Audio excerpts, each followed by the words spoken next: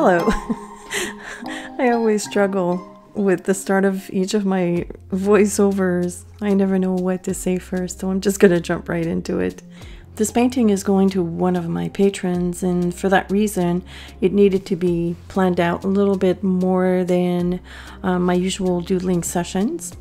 And I'm working on regular cellulose watercolor paper, so this is Canson XL cold pressed. I've selected a few colors as well, and I'm going to use them in different values. And so sometimes I'll add more water, sometimes the colors might be a little bit more pigmented. I wanted something soft, and I also wanted to mix all of these colors together. I don't know if you've noticed, but when I started the project, I already had quite a few colors that were mixed inside the palette. That's because I've been playing with these colors before. So I had a plan in mind. Basically, I wanted to create a forest of my usual, I call them lollipop trees, but they're slowly moving away from lollipops because none of the shapes are exactly circle shaped. But they're my own usual trees, misshapen leaves, full shapes with tiny trunks. And I also wanted to experiment with doodling around the shapes and also kind of like keep the shapes very clean.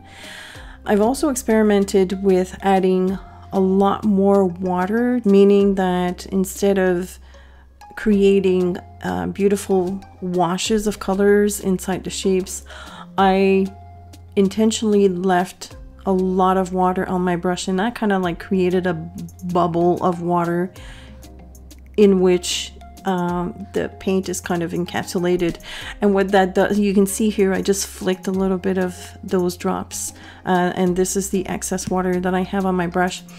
What that does is that it creates this beautiful kind of like an outline around the shape, and it almost looks like a balloon because the rim of the shape has a strong outline, which is exactly what I was going for. So this, I mean, although it was a planned out piece, there's still room for experimentation.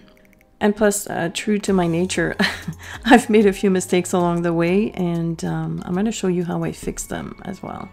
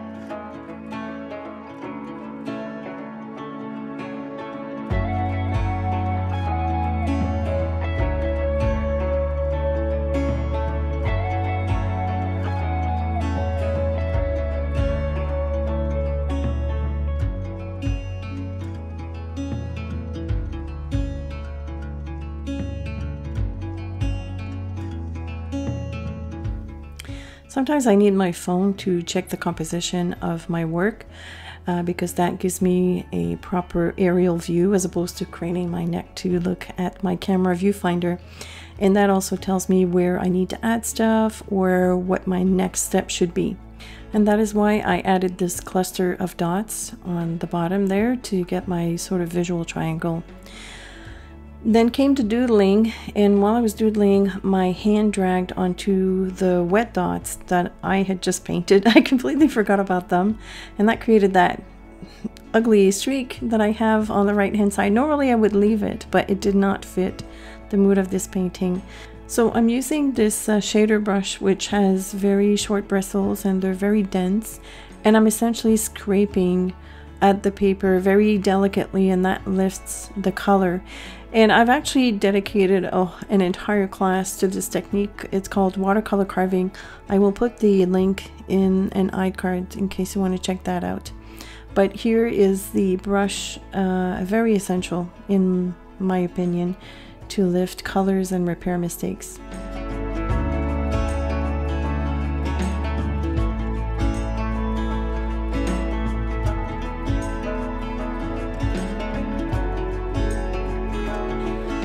At first, I started doodling with the marker directly, and then it dawned on me that I could be a little bit more free if I were to draw the shapes, because what I wanted to do was to place the doodled trees behind the shapes that I had painted.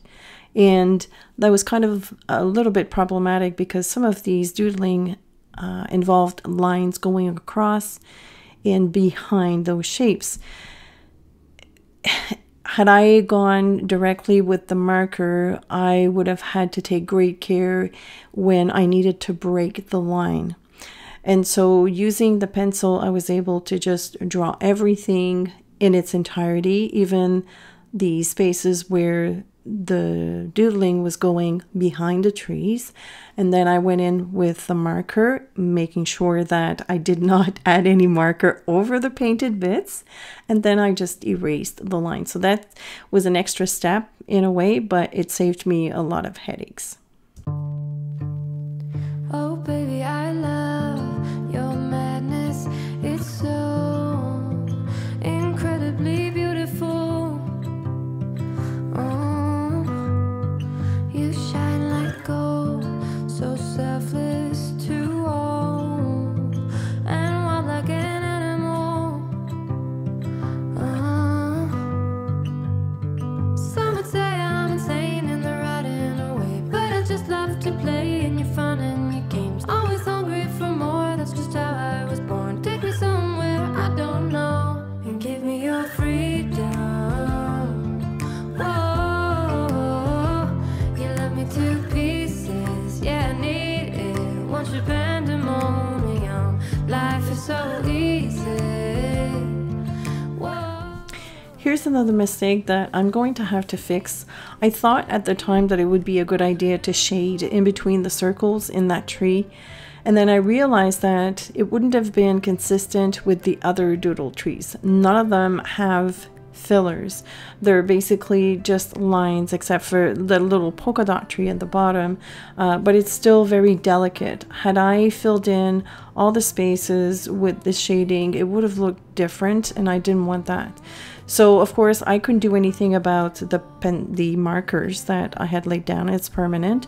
So what I did instead is I filled in that space with a dot of Payne's gray paint, and I added 4 more so that I would have my odd number and not just one black spot.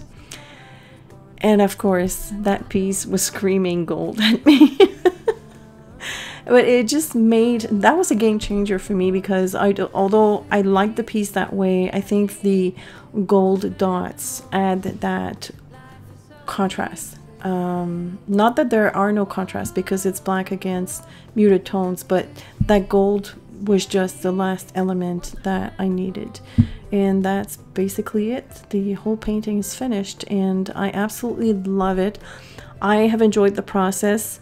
Lately I've been doing a lot more detailed work, and I'm not sure that I talked about this here before. I know I have come out so to speak to my patrons, but here on YouTube you will find every possible style that you can find, because I hover between some of them. I have my favorites, but I'm very cyclical, if I can explain it that way.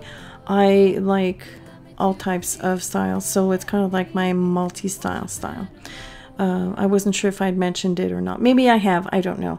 Bad memory. Sorry. But anyways, I really enjoyed this piece, and I hope that you have enjoyed it too. It's a fun process.